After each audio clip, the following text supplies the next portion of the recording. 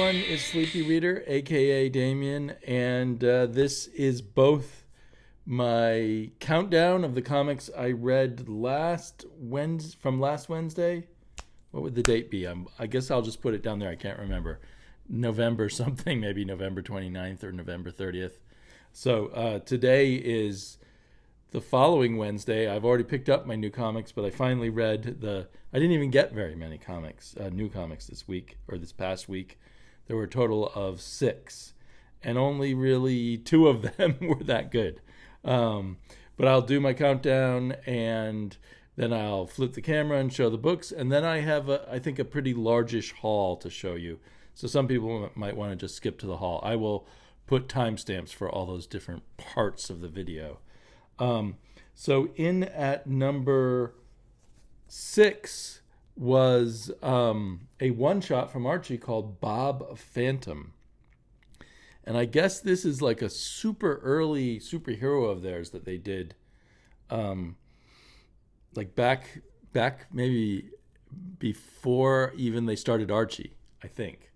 But this is an attempt at a modern update, and it's just kind of a mess. And the artwork is just on the borderline, I guess.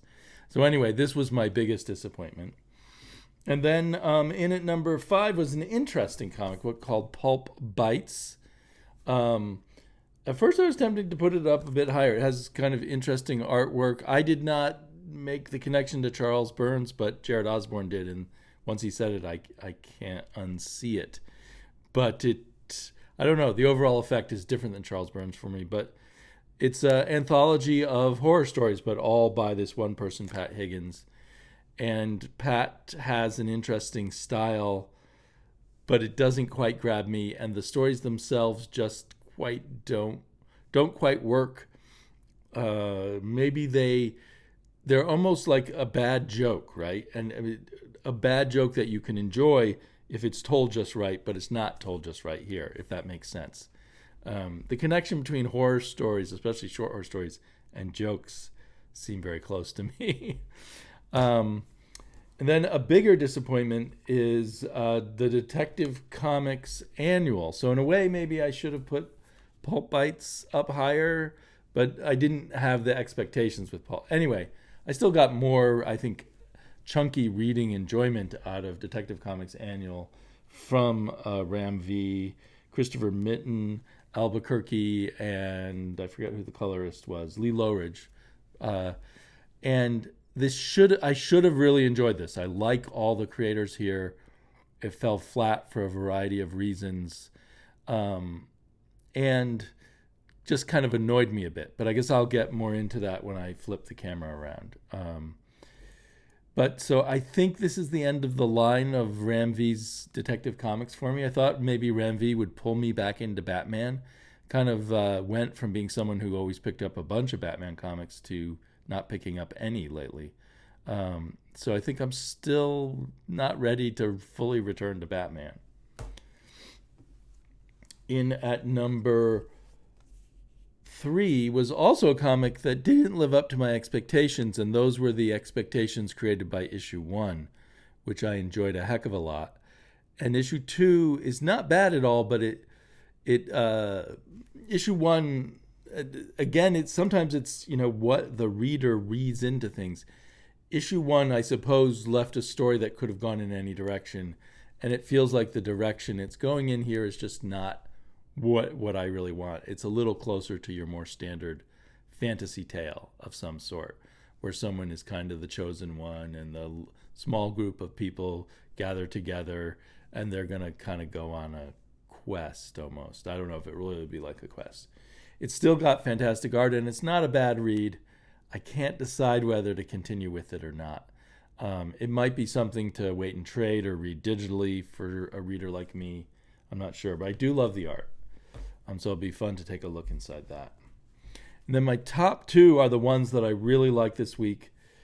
It was a week for me. Was it one of those 5th weeks? I'm not sure.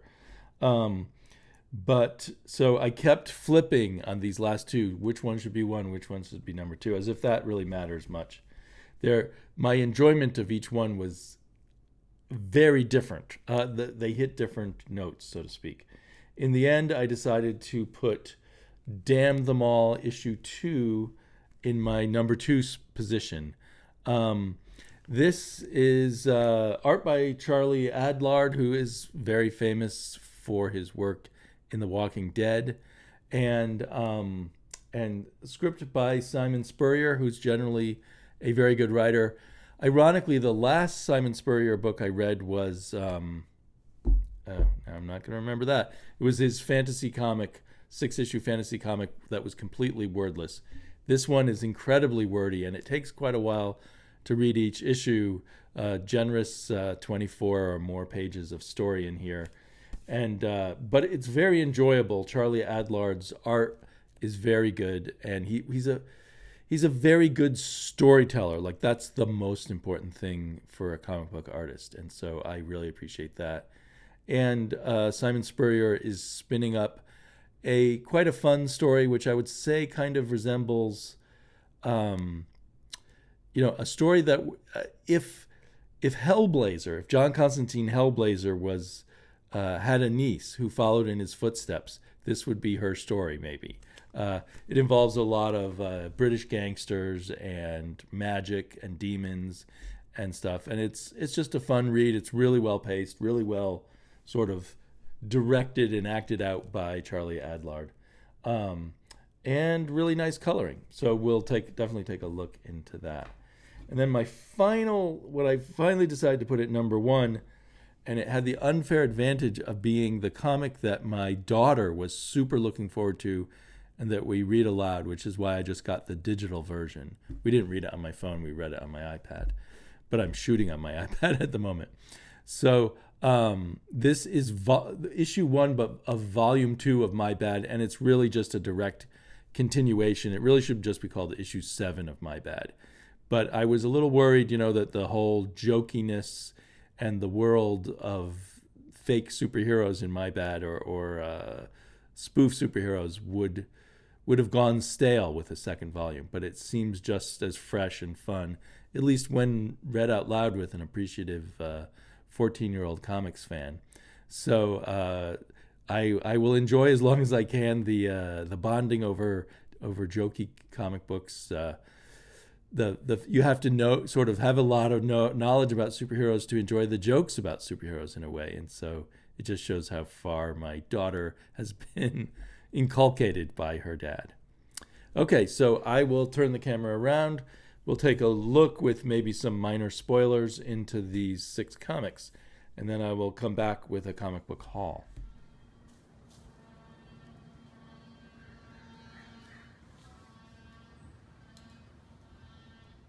So let's take a quick look inside of Bob Phantom, which was my lowest ranked number 6 book.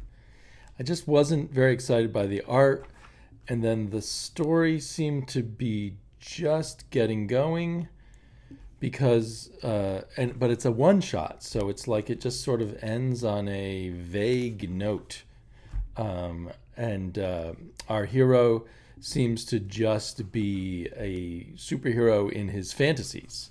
So that's the only superheroics we get. So it could have been a fun idea. There's stuff about, trying to be a journalist, and kind of the main character's kind of foolish and self-centered and everything. So anyway, it was an interesting take, but it didn't seem to go anywhere, and it just seemed to end suddenly. And it just had a slight air of amateurishness, which, I mean, sometimes I expect something fairly silly from Archie, but I don't expect amateurishness like this. I like the cover with all these references to other things. But yeah, this was a real belly flop for me, and a real mystery how this could be a one-shot in particular. Pulp Bites, I rank it kind of low. I kind of appreciate someone trying to do kind of a uniquely stylized horror comic.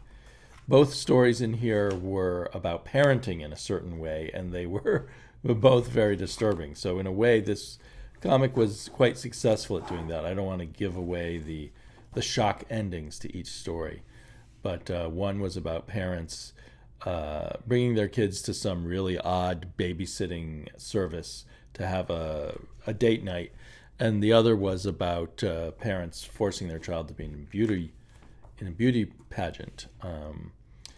So I think I appreciate this enough that if I encounter it on the shelves again and I don't have a lot of comics that week, I'd probably pick it up to see what they're up to next. But at the same time, I wasn't super satisfied by anything in here. Jared Osborne mentioned that the art reminded him of Charles Burns, famous for The Black Hole, and I did not even notice that until he said it, and then I can see it just in all the line work and stuff. Although I think other aspects of this are not like Charles Burns, or I don't know. Didn't make me think of him right away, but maybe it should have. So it's definitely kudos to this one person show, Pat Higgins, that they put a lot of personality and attempted to be very original in this. Just didn't quite gel for me. And actually, this gelled even less, but I guess it was more chunky. This is Detective Comics 2020 annual, and it ties into the Detective Comics ongoing story, but in a back-end kind of way by giving some history of Gotham from 1776.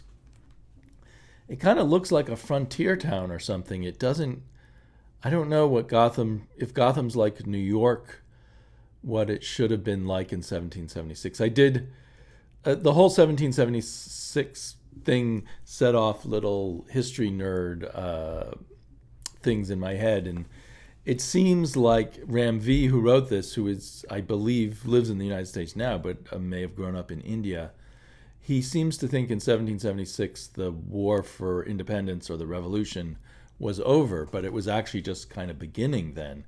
The Declaration of Independence had been proclaimed, and the war continued until 1880. And he also seems to think that in 1776, a beginning city like Gotham, thus like New York, would have people concerned about witchcraft and stuff and burning witches and the like. And that was really about 90 years earlier, if my understanding of American history is right. So that would have been in the late 1600s, not the late 1700s. So anyway, I guess you could forgive him for all of that. But the story just kind of slogged along, I thought.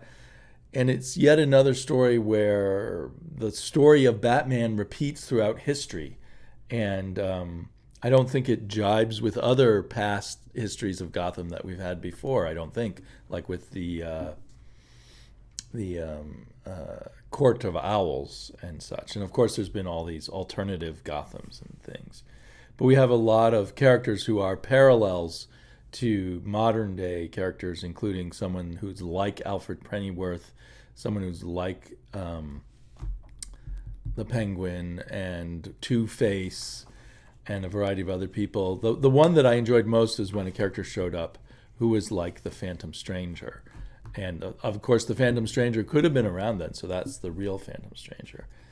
But so, this is my big spoiler. I'm going to really spoil it, so you might want to skip ahead for a second. That so there's a Batman-like figure. It's not Bruce Wainwright, but it's someone else. I won't give that away. And of course, a Poison Ivy-like figure who's the witch. But basically, it's stating that there was this magical thing placed in Gotham that would cause the same story to repeat over and over again throughout history. And so Batman, our current Batman, is the repetition of that story that keeps repeating throughout Gotham's history. So I'm sorry I'm really spoiling it, but hopefully if you care about it, you've skipped now. So this thing here is the magical item which makes history repeat itself. And I don't know, that's just, I don't like it when stories go in that direction and what that says about Batman and all the villains of Gotham and all the goings on in Gotham. By the way, I looked it up. In 1776, the population of New York City was 25,000 people.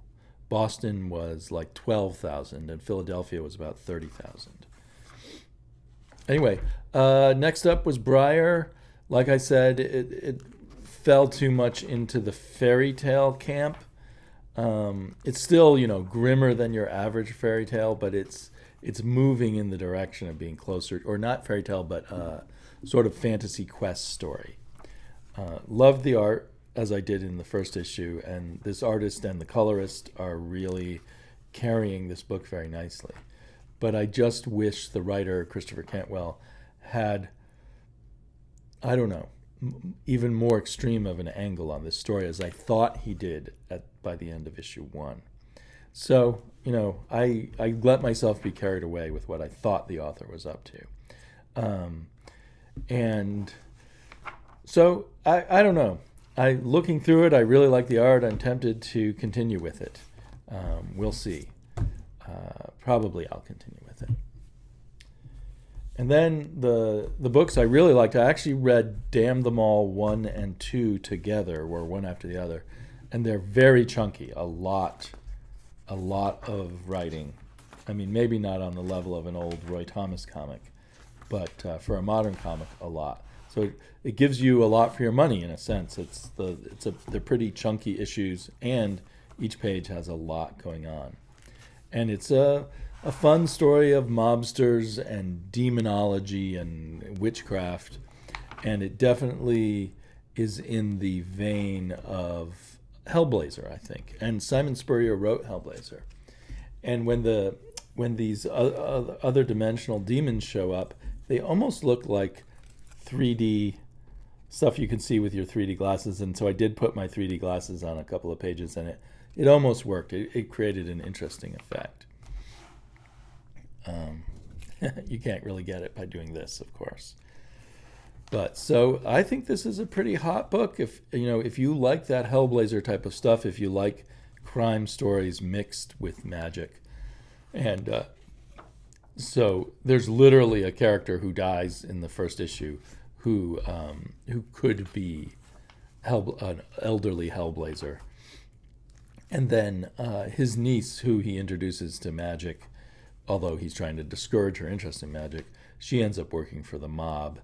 And she's an addict to something. We haven't learned what yet. But you can see here, I think that Charlie Adlard, this is my revelation because I really didn't read more than a few trades worth of Walking Dead a really long time ago. And I'm really just seeing what a great visual storyteller Charlie Adlard is. And so I hope this runs a while. And then I hope to see Charlie Adlard on other stuff. Lots of interesting characters here. Maybe no one that you fall in love with and say, wow, I really like that person. But they're all interesting. So yeah, look at that. There's these whole pages of text, but they end up being worth reading. So very, very fun, very slightly, the mixture of the familiar and the new together in a way. Very stylish covers too. I like that. This is this is actually a woman, and she doesn't look quite this masculine inside the comic. But anyway, so they threw us off a bit. You might have thought when you picked up issue 1, you were picking up a thing about, I don't know, a male mob killer or something. Whoops, bumped the camera. Finally, on my iPad, I read My Bad with my daughter, which made it a lot of fun. And I think what My Bad does and continues to do from the first series is walk various lines of humor, from black humor to kind of just light kid humor to almost heartwarming friendship kind of humor, and friendship that comes in unlikely places. In this one, they add new elements but continue all the elements that were already in the original My Bad volume. So like I said, it's really just My Bad number 7. There's this great new villain who is disguises himself as a pizza delivery guy and kills people that he thinks are superheroes because their names resemble the superheroes, like Mr. Spider-Man or something. We get our retired hero, the Chandelier, who's busy sitting around reading books about magazines about eggs. And of course, he wants the pizza killer to come after him. And so we end up with a innocent pizza delivery man being attacked by some superheroes. We get the Emperor King's hideout looking like the Baxter Building, but much funnier. And we, oops. I don't like the way the new Comixology app works since they integrated it closer with Amazon. We get the old buddies here of this guy with the traffic superpowers and Emperor King who wants to go on a date with a superhero. So he takes on this superhero's identity. What's his name? Steel something. Oh, and the person he's dating is called Good Karen, and she's pretty hilarious. So yeah, it's a good, fun read all around. It's kind of got, workman-like art by Peter Krause, but definitely does the job very well. And lots of these extra little things like this this feature from the somewhat official handbook of the important new superhero universe TM, all about Acid Chimp, my daughter's favorite character. And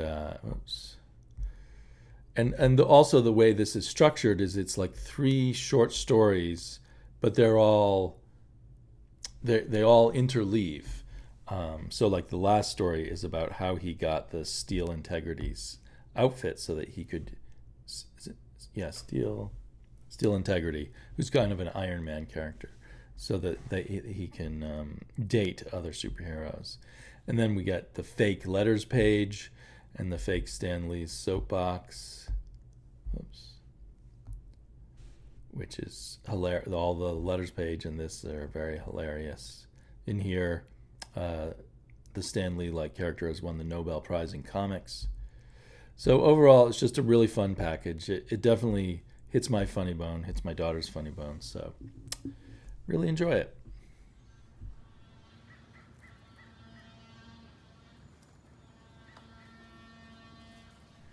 Okay, last but not least, we've got, or I've got, not we, you don't get any of this stuff, a haul. A pretty big and very random, all over the place haul.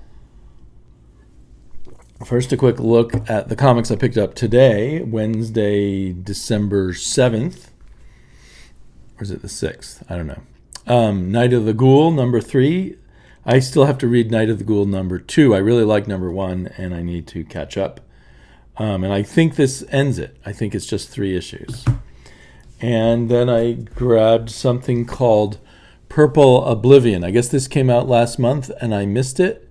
It's one of these smaller size comics that sometimes Sumerian, or Behemoth, as they were called just a few months ago, Behemoth likes to do. So Purple Oblivion 1 and Purple Oblivion 2, which I think came out today. The cover on Purple Oblivion 2 is back to the, the same as the interior paper, as the number 1 had the nice cardboard. So anyway, it looks possibly interesting. I don't know. Shock Shop, which I'm still getting, not loving, but still getting. Again, sort of supporting horror anthologies, I guess. Nice flip book covers, anyway. And maybe it's gotten better. It wasn't bad. Little Monsters. This cover's very different than what we're used to, but it is the cover A. So I'm looking forward to reading this. I'm trying to remember if I read the last issue or not, because there was a period where I got all behind on everything. And I just thought I'd try this new book called Hexwire from Tim Seeley as the writer. I used to find books by Tim Seeley I liked, but I haven't found ones I liked by him recently, but I'm giving it a try. Another one I'm giving a try, partially because Robbie at Comic Pop Culture Philosophers on his comic review, which he does every Tuesday before the books actually come out, this was his pick of the week, so I want to give it a try.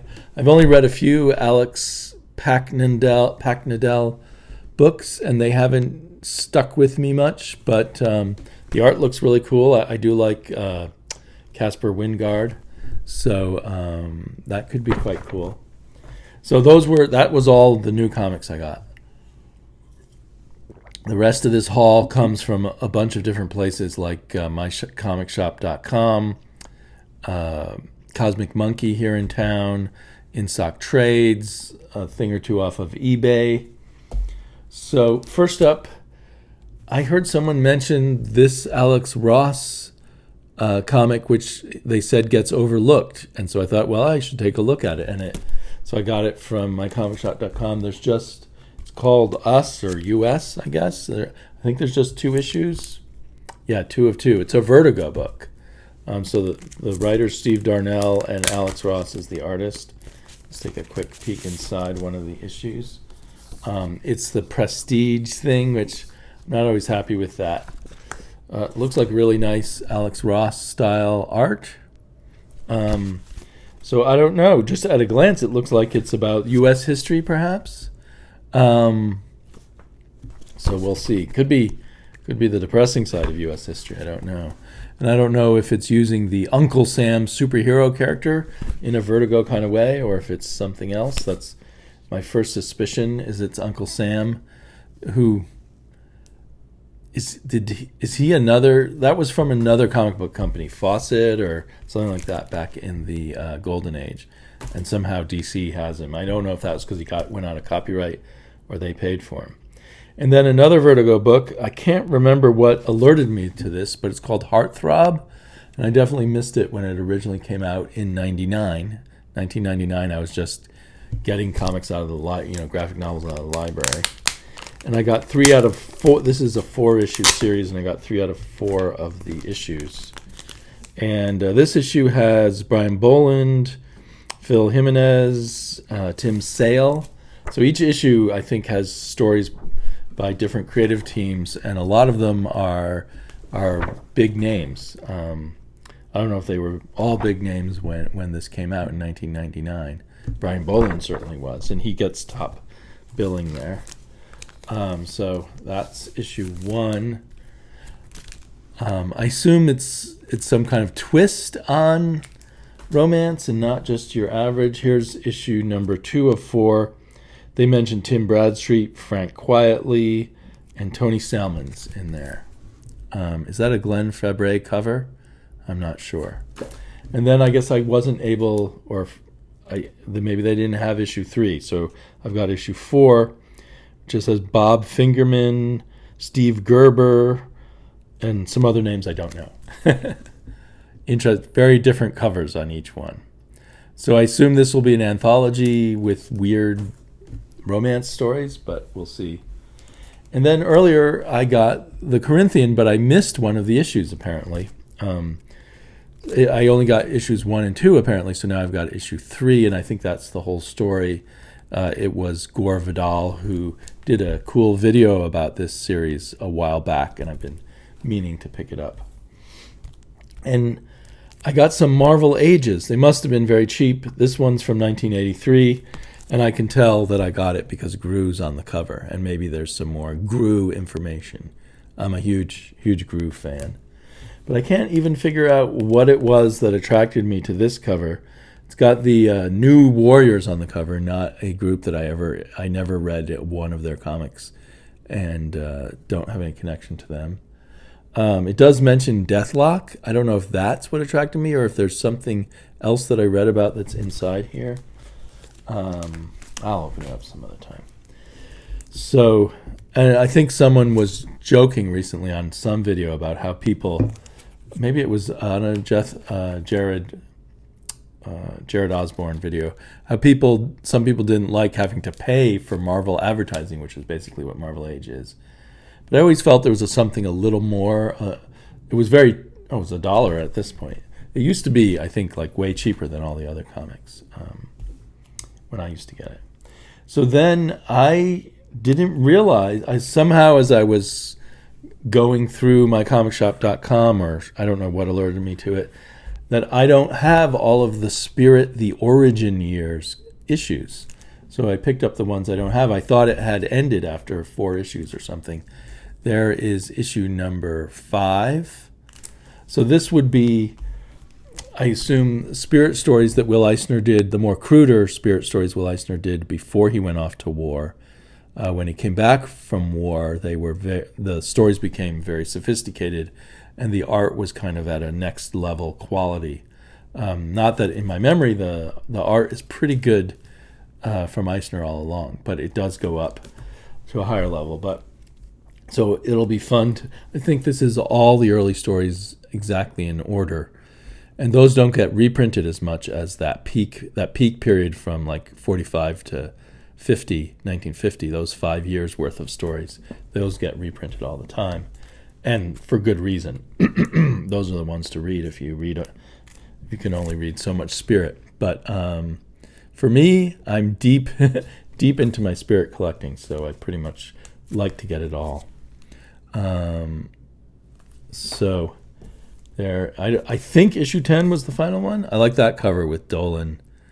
I don't know. These covers look like older drawings, so I don't know how. Like a lot of the Spirit comics that were published in the 80s and 90s had new covers by Will Eisner, but I'm assuming these are not. But they're not exactly like, because there weren't covers for the original Spirit comic, so I'll have to look into that. And speaking of Will Eisner, I finally finished my collection of Will Eisner's quarterly. Did I already show this last time? I think I might have. I'm not sure the last time I did a haul. But anyway, so I'm going to dig into those now that I have them all in order. I can read all, I think, 8 or 9 issues of that. Oh, and off of Kickstarter, I got more Steve Rude stuff. I kind of, I'm a huge Steve Rude fan, but I also now feel like for various reasons he doesn't play well with the big two or the professional comics. He has to go his own way. So I try to support him more on Kickstarter than I would the average artist that I like, because I think that Kickstarter is pretty much his only source of income now. That plus commissions. This is the sketchbook from 2022. Looks pretty good. I always get all his sketchbooks anyway, but I sort of feel like Kickstarter almost feels like a charity. That you're always paying a premium there. And then he's selling these ash cans for a comic he's working on called Battle for Thune World. So I kickstarted, and this is where it really feels like, do I really need this? But it's fun to get, and it's supporting a favorite artist of mine who might otherwise not be doing new work if there weren't enough fans supporting him. So I assume eventually I will get a color version of this comic. There's all the thumbnails.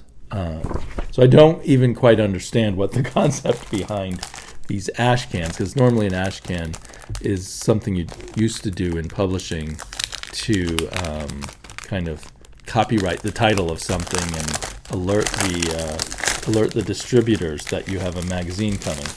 And then it became kind of a special preview that you would send out to shops. But I don't think this is being sent out to shops. So it's more like the DVD extras for a comic that hasn't come out yet.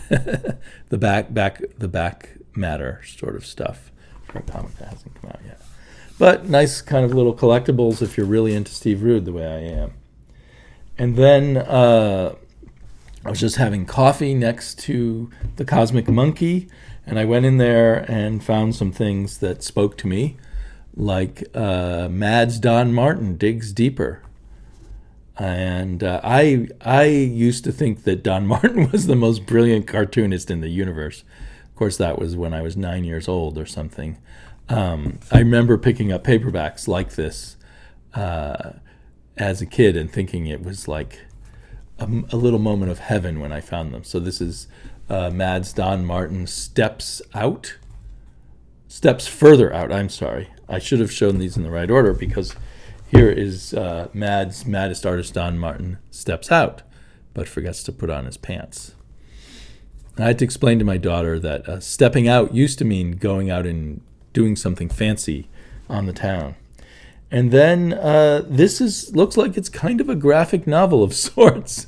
Don Martin, the Mad Adventures of Captain Klutz. I could imagine them repackaging this with color and selling it to the Captain Underpants crowd. So that was cool.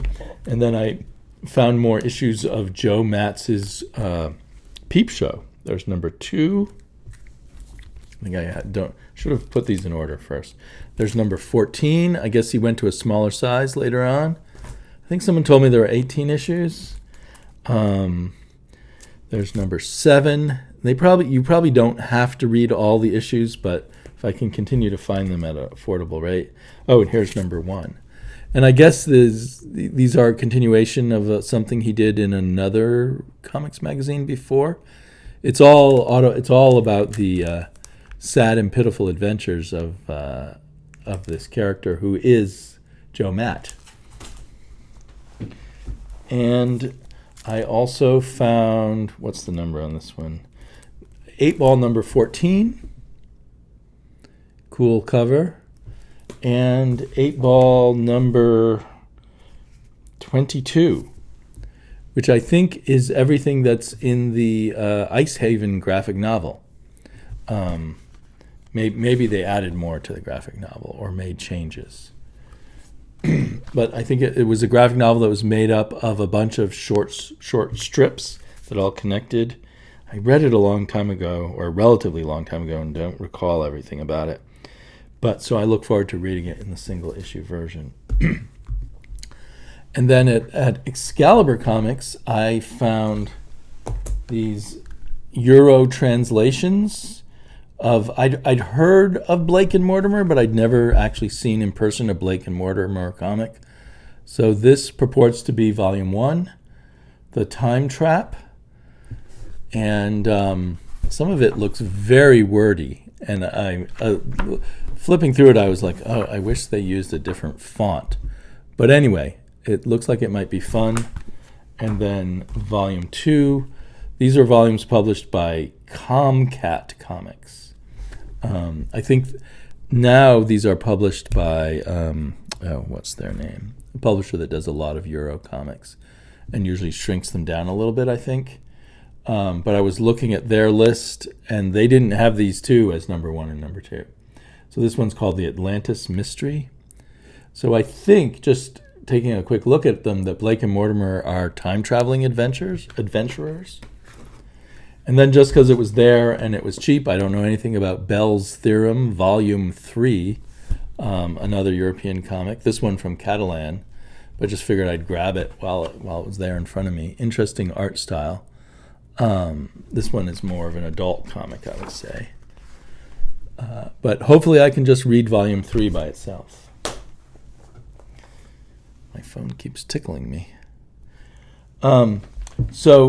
And then off of eBay, I think I was looking for something else, and this Crazy Cat popped up, and no one else had bid on it, so I bid on it, and I won it with the lowest bid possible, which I think was it $20?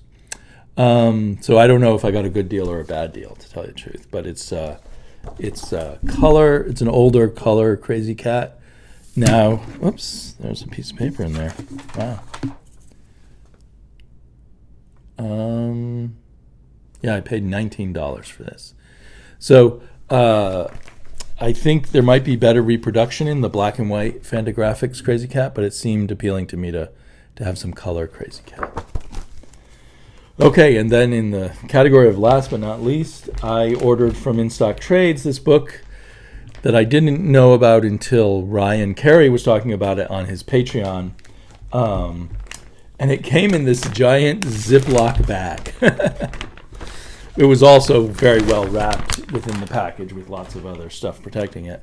From In Stock Trades, it's Home to Stay. It's the complete Ray Bradbury EC stories in a very oversized edition. Let's see, where's a regular comic?